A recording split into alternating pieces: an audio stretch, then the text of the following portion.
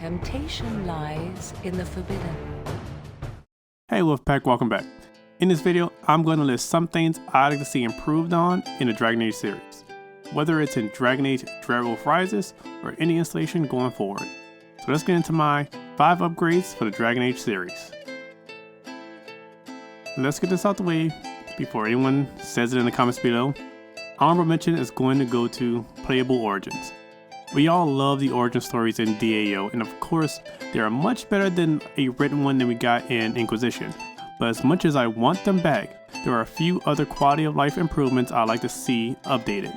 But Bioware, if it's possible, a short 45-minute playthrough of our character's origins would always be appreciative.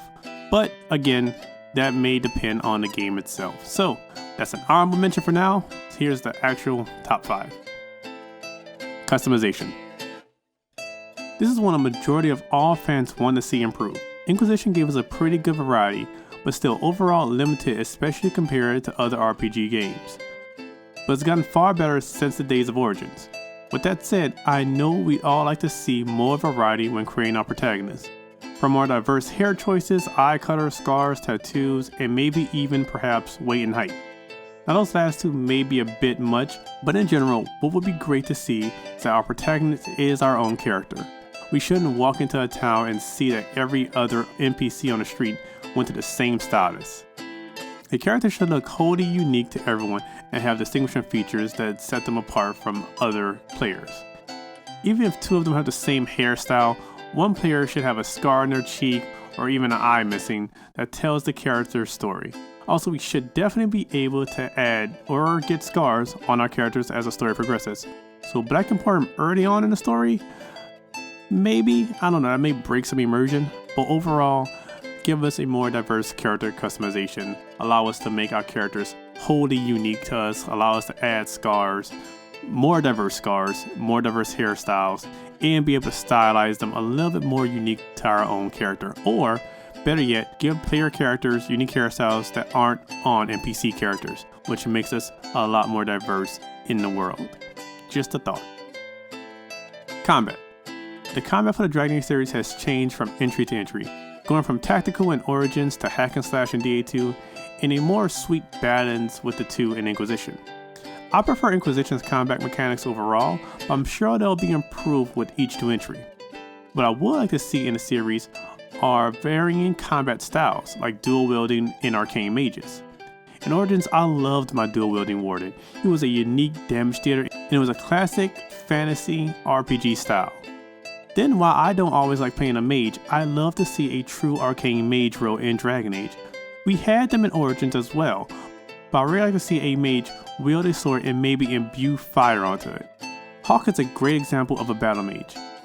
DA2's trailer of Hawk vs. the Aeroshock was basically Hawk using a spear to fight and throwing magic here and there. While Dragon Age has its lore and mythos on what is and isn't true to the world, these along with specializations like blood magic should always be available to mages as an option. So let us take full advantage of those previous traits, allow players to truly fight like they want to in battle, and again, make their character in their playthrough their own, within reason, of course. Beyond combat. Now there should always be options beyond just basic combat mechanics. I distinctly remember in the Alpha for Inquisition, there was a suggestion that we'd be able to conquer keeps in various ways, beyond just a straightforward combat, such as sabotage and stealth. I would love to see the option to sneak into a hold or manor to complete a mission rather than just charging in. Now I love battle in Dragon Age, but options and choice have always been something that separates the Dragon Age series apart. So give us those choices to do different battle tactics. Let us sabotage weapons to make a battle easier, or let us stealth our way into a base and eliminate a target.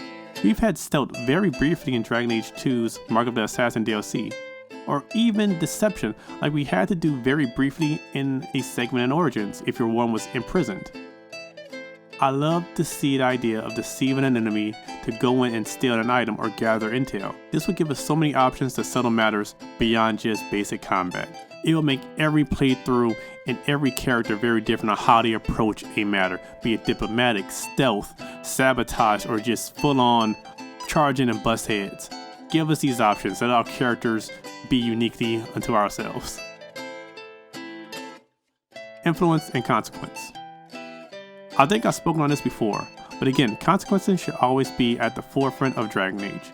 With our choice of combat style, race, specialization, and even how we decide to handle encounters, there should be a consequence. If it impacts our party positively or negatively, our way of playing should mold how things affect the world around us, and result of how things play out. If I decide to sneak into a base and murder or knife a villain, then maybe it causes confusion in some negotiation later that would benefit us, as opposed to if we charge in head first and kill them, it causes tension and hinders us. Let our choices bless or hurt us, but being BioWare, it will most likely hurt us. But influence and consequences should always matter because they help build our world. It helps build our characters, and maybe we'll think twice about certain decisions, and maybe we see different routes depending on those choices, influences. Because I would love if my choice to murder knife someone comes back and bites me in the butt, because maybe you should have just let them live. Side quests. Dragon Age side quests. They need some improvement. They aren't bad or anything, however, they don't always impact much. I'm not saying every side quest necessarily has to impact the main story, but perhaps they should be their own side story in general. They should be used to expand the world and increase our character's reputation. If we help a town, it should help increase the lore of our protagonist as a hero, like the Warden and Hawke. I want more side quests than just what a dreadful wrong.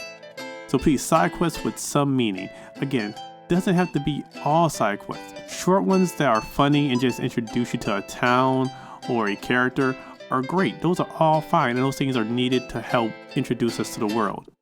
But I just want to feel like we're impacting the world beyond the main plot, and side quests are a great way to expand the lore and give us little nuggets of details of things that we may not always encounter in the main world.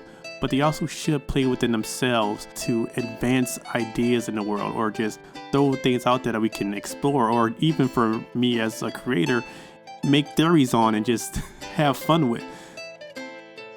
Side quests should always be fun to expand the lore and just give us more of the world than we will see within the main quest.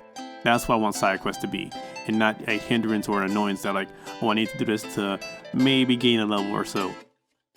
I don't want to feel bored with side quests or feel like they are intruding on my main story. They should make me want to go out into the world and do more of them, because side quests are a great world builder. So these are 5 things I think would improve the series. Now these are just my opinion, so let me know what you think of these ideas, and let me know what updates you'd like to see in Dragon Age. Well guys, if you enjoyed this, please like, share, comment, and if you want to join the Wolfpack, be sure to hit that subscribe button. Until next time, been Arel and Unsolved. Later, Wolfpack.